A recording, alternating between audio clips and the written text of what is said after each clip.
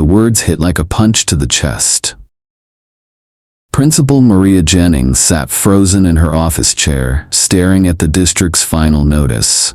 Due to budget cuts, Eastview Elementary would be permanently closed in 2 weeks. Maria had led the school for 12 years. She knew every student by name. She had watched generations of families walk through those doors. But now, the halls were quiet, the playground sat still, and her staff? Heartbroken.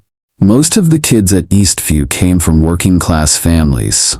Many relied on the school not just for education, but for food, warmth, and safety. Losing the school wouldn't just mean longer commutes or new teachers. It would tear a community apart. Maria had tried everything: fundraisers, state grants, even going to the local press. No one could help. As she packed up that evening, her eyes fell on a poster in the hallway, a student project from a civics class. It read, "You can write to the president if you believe in something." Something sparked inside her. She thought, what do I have to lose? That night, she sat down at her kitchen table, opened her laptop, and began typing a letter addressed to Donald J. Trump. Maria's fingers hovered over the keyboard. Then she started to type.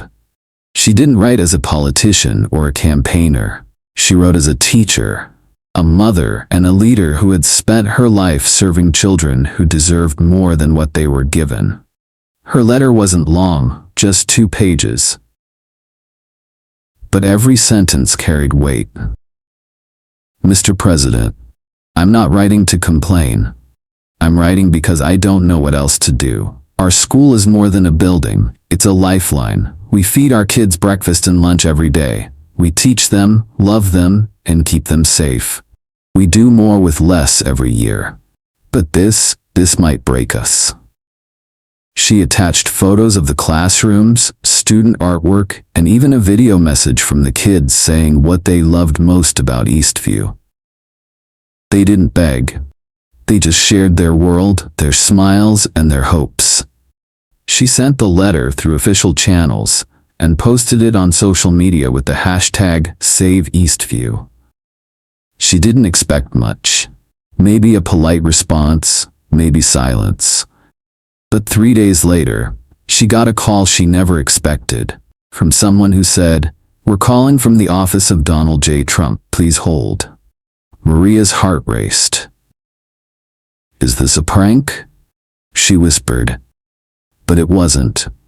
On the other end of the line was a senior aide from Trump's post-presidency team. They had read her letter, and more importantly, Trump himself had read it and wanted to know more. Within 48 hours, a representative from Trump's foundation was on a plane to her small town in Ohio. He didn't arrive with cameras or press, just a notepad, questions, and a genuine willingness to listen. He toured the classrooms, spoke with teachers, even sat in on a reading lesson with second graders. What he saw stunned him: a school running on bare bones, yet filled with joy. Students learning, laughing, thriving, despite broken heaters, outdated textbooks, and leaking ceilings. At the end of the visit, he turned to Maria and said, "This shouldn't be happening in America. We're going to help." Maria didn't know what that meant at the time. A check?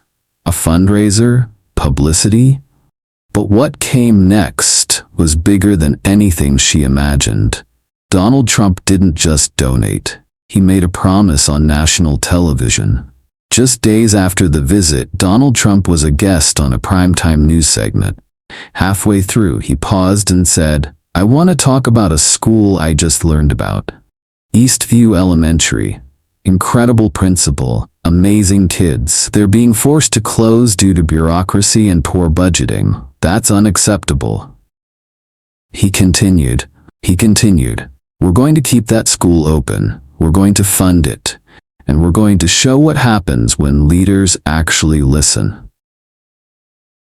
The clip went viral. Save Eastview exploded online. Donations started flooding in.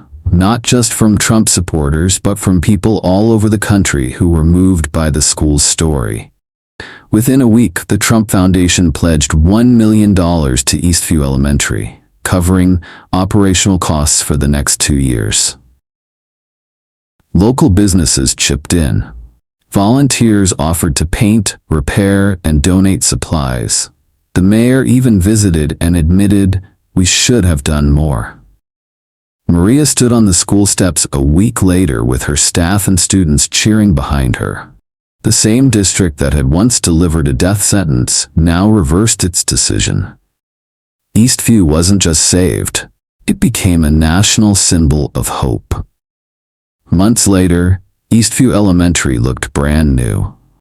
Classrooms were updated, a new library wing was added. Every child had access to tablets, tutors, and meals without restrictions. Maria still walked the same halls, but now her steps were lighter. The pressure that had once crushed her was replaced with renewed purpose. And it didn't end there. Inspired by what happened, other principals began writing letters, not just to Trump, but to leaders across the country. The story of Eastview gave educators a voice, showing that someone might actually listen. Maria was invited to speak at education conferences. She never made it political. She simply said, "I wrote a letter because I believed in my students." The answer came because someone chose to care. Whether people loved or disliked Trump, few could deny this truth. His response saved a school that mattered. Eastview's walls now display a framed copy of that letter. Right above it, a plaque reads, "One voice, one letter, one future saved." And every morning, when Maria hears the laughter of children running down the hallways she once feared would go silent, she smiles, knowing that even when things seem impossible, one act of courage can change everything.